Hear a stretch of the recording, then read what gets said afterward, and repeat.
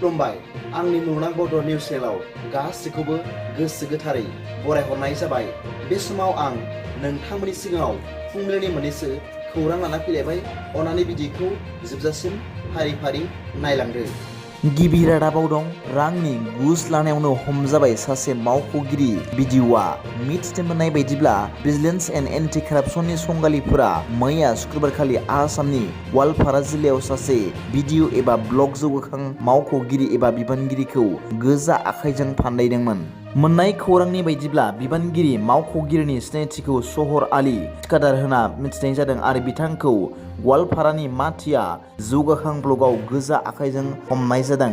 मावख'गिरिया अजद होग्रानिफ्राय लांनाय बिलफोरखौ होनो थाखाय गावनि मावख'आव घुस लानायनि उनाव गोजा आखाइजों हमजादोंमोन। बे आयदानि सोमोन्दोआव आरोबाव नायबिजिरनाया सोलिगासिनो दं होनना मिथिनो मोन्दों। नैथि रादाबाव दं मैया निहुनिफ्राय Ph.D डिग्री मोननाय डक्टर लिमि रानी बसुमतारीखौ मान बावनाय हाबाफारि आरो मिस भिक्ट'रिका बसुमतारी जाय फ्लाइ एमिरेट्सआव एयार हस्टेस महरै सायख'जादों बिथांमोन सानैखौ बरायनाय हाबाफारि लादों। मिथिनो मोननाय बायदिब्ला बिसोर सानैया गसाइगाव जमदुवार ब्लकनि सिङाव थानाय फारियै 2 नं जारागुरि आरो 1 नं जारागुरि गामिनि होनना मिथिनो मोन्दों। डक्टर लिमि रानी बसुमतारीया खौरांगिरिफोरनि सिगाङाव बुंदों दि गावनि थांखिखौ सिगाङाव दोननानै नाजाथाबबाय थायोब्ला डक्टर लिमि रानी बसुमतारीया खौरांगिरिफोरनि सिगाङाव बुंदों दि गावनि थांखिखौ सिगाङाव दोननानै नाजाथाबबाय थायोब्ला आरो इसोरनियाव आरज गाबबाय थायोब्ला थांखिया सानसेब्लाबो जाफुंहैगोन होनना फोरमायदों। गिबियावनो आङो बाख्नायग्रोनो सानदों दिनै एसे मोजां फेलिसिटेसन प्रग्रामखौ खालामबाय जोंनि सार्वजनिन क्लाबनिफ्राय जारागुरि।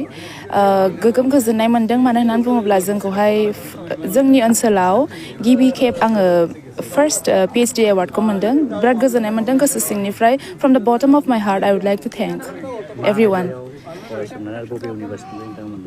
आङो एन्थ्रपलजि डिपार्टमेन्ट। आंनि टपिकआ जाहैबाय physical growth and nutritional status in relation to dietary habits and socio' economic factors among Bodo' children of Kokrajhar district Assam.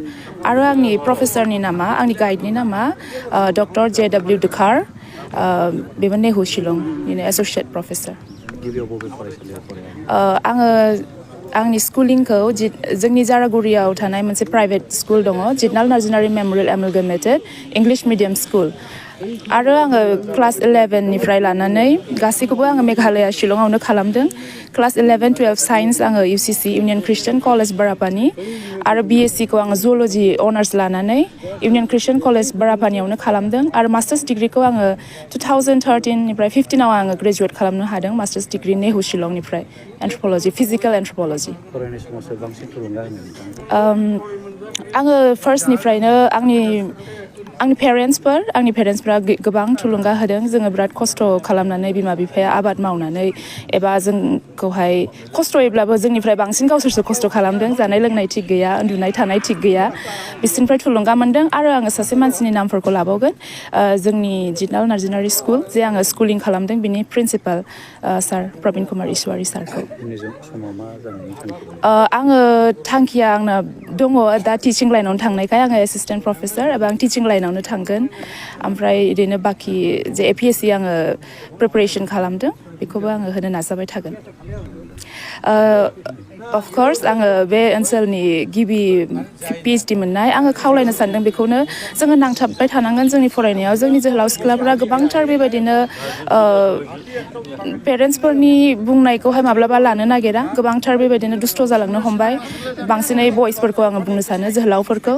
दा जोङो पेरेन्टसफोरनि खोथाखौ लानांगौ, बिमा बिफाफोरनि बुंनाय बायदि जोङो थांनांगौ आरो गावनि थांखिखौ नोङो जेब्लायबो नोङो होसोबाय था। नोङो मोनसे गल खालाम, नोङो गावनि फेथ लाखि, नोङो फोथायनायखौ दोन आरो इसोरखौ नोङो जेब्लायबो सिगाङाव दोननानै प्रेयाराव थाबाय था। अब्लानो नोङो सानसे साक्सेसखौ मोनगोन।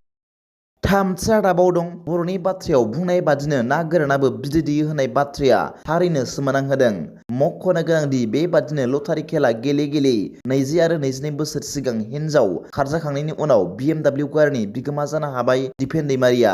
उदालगुरि जिल्ला आम्बागावआव खुंजानाय डेभेलपमेन्ट अफ उपेन्द्र नेशनेल एकाडेमिनि मुङै होनाय लटारिनि खाफाल एबा भाग्यनि खेलानि बान्थाखौ मैया गथायबाय। बे लटारिनि सेथि बान्था BMW खौ मोननो हादों फानेरि पुलिस थानानि सिङाव थानाय बेरगाव गामिनि थागिबि बिथां दिपेन दैमारिया।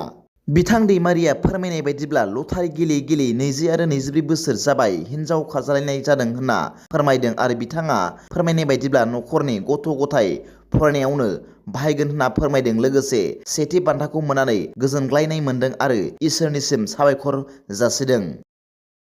ब्रैथि रादाबाव दं गोजौसिन बिजिरसालिया दिल्लीनि गिबि मन्थ्रि आरो आम आदमी पार्टीनि हायुङारि लिंथुमगिरि अरबिन्द केजरीवालखौ जामिनाव हगारनायजों हादोरनि बेरेखा राजखान्थियारि बादाया गोजोननाय मोन्दों।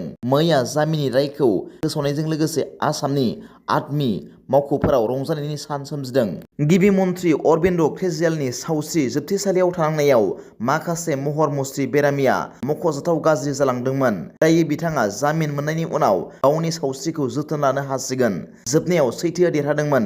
गोबाव जाब्लाबो बे देरहानाया रोखा नङामोन। बेनि अनगायैबो केजरीवालआ फैबाय थानाय समाव भारतनि गोरोबथायारि दोलोनि दैदेनगिरि महरै बिसायख'थि फोसावदिंनायाव बाहागो लागोन होनना मिथिनो मोन्दों। हादोरनि बेरेखा राजखान्थियाव केजरीवालनि गोख्रों बिफावआ मोनसे बारहुंखा सोमजिहोगोन। गिबि मन्थ्रि अरबिन्द केजरीवालनि हगारनाया गोहोगोरा बिजेपिनि जेननायनि सिगांग्रो। बेबादिनो डक्टर बाबेन चौधुरीया मैया बिजिरसालिनि रायखौ बरायनानै फिननाय होदोंमोन। बिजिरसालिनि रायखौ हादोरनि सुबुंखान्थि आरो संबिजिरनि रैखाथिनि थाखाय जारिमिनारि मानिनाय जागोन। जोंनि दोलोनि गाहायखौ मिरु सोरखारा इडिनि गेजेरजों आबुङै गोरोन्थिखौ खादोंमोन होनना फोरमायदों। दिनैनि फुंबिलिनि मोननैसो खौरांफोरा दा बेखिनिल'मोन। भिडिअखौ मोजां मोनदोंब्ला आंनि बे मुलुगनां बड' निउस चेनेलखौ अन्नानै साबस्क्राइब खालाम। जायफ्रा गोदानै नायदोंब्ला एसेनोसै, गोजोन्थों।